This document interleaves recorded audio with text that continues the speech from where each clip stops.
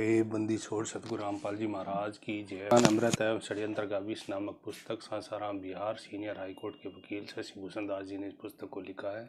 सभी भक्त भाई इस पुस्तक को मंगवाएं एवं पढ़ें। सत साहिब एवं सीनियर षड्यंत्र का विष नामक पुस्तक प्राप्त करने के लिए 98 28 65 35 28 देवपाल दास, सूरतगढ़ जिला श्री गंगानगर राजस्थान से दिनांक 24/9/2014 को चंडीगढ़ सेक्टर 17 रैली मैदान में उपस्थित था। मैंने देखा कि रामकुआर डाका उच्च न्यायालय में अपनी जमानत लेकर आया और खुले मंच में भाषण दिया कि न्यायालय में पूछा कि संत रामपाल जी महाराज क्यों नहीं उपस्थित हुए, तो बताया गया कि उनका तबीयत खराब है, ठीक होते ही न्यायालय के समक्ष आवेंगे, मगर न्यायालय तिथि नहीं दे रहा था। अपने भाषण में रामकुआर डाका ने कहा कि हमारे सतगुरुदेव जी ने जज का मूड फेर दिया है और जज के अगली तिथि परमात्मा ने लिखवा ही दिया है। वहाँ अनाउंस किया कि मुकदमे में आने की तिथि 5/11/2014 निर्धारित हो चुकी है। निर्धारित तिथि की पेशी पर पुनः आप सभी भक्तों को चंडीगढ़ पहुँचने का सतगुरुदेव जी का निर्देश आ चुका है। अब जो कोई भगत बरवाड़ा आश्रम में जाना चाहे या जिन्हें घर वापस जाने की इच्छा हो तो वे अपनी इच्छा अनुसार जा सकते हैं। उच्च न्यायालय ने 24 सितंबर 2014 को आदेश व निर्देश दिया कि दिनांक 5/11/2014 को रामकुआर डाका, संत रामपाल जी महाराज एवं डॉक्टर ओम प्रकाश हुंडा न्यायालय में अवश्य संदेह उपस्थित रहें। हम सभी में से कुछ लोग अपनी इच्छा अनुसार बरवाड़ा आश्रम चले गए तो कुछ अपने घर लौट गए।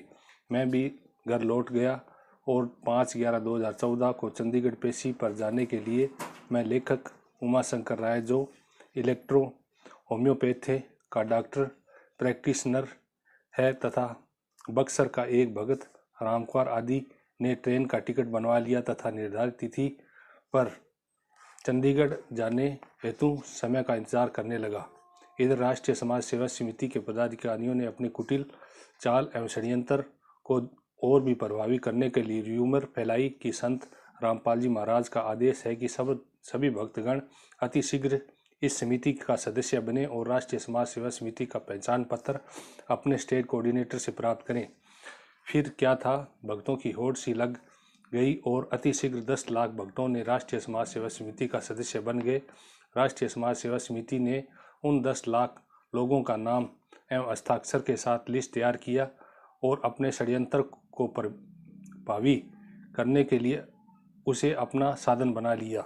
अपना जन बल दिखाने एवं न्यायालय पर दबाव बनाने के नियत से 10 लाख सदस्यों की लिस्ट को रोहतक सत्र न्यायालय में दायर किया और धमकाया कि ये सारे सदस्य चंडीगढ़ पेशी में आएंगे। इतना ही नहीं, राष्ट्रीय समाज सेवा समिति ने अपने षड्यंत्र के विष को और विषाक्त बनाने के लिए चंडीगढ़ केंद्र शासित प्रदेश के पुलिस पदाधिकारियों के नाम समिति के अध्यक्ष रामकुआर डाका की ओर से धमकी भरा पत्र लिखा गया।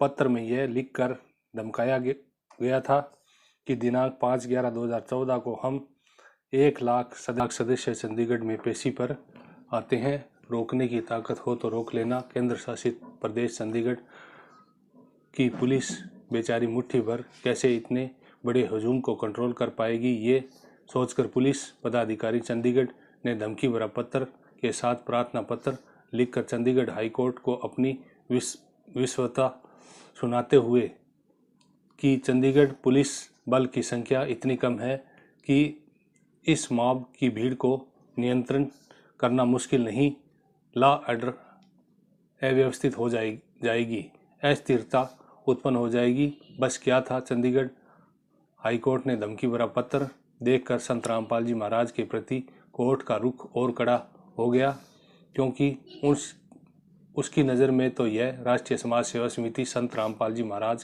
के देख नेक एवं दिशा निर्देश में स्थापित की गई है।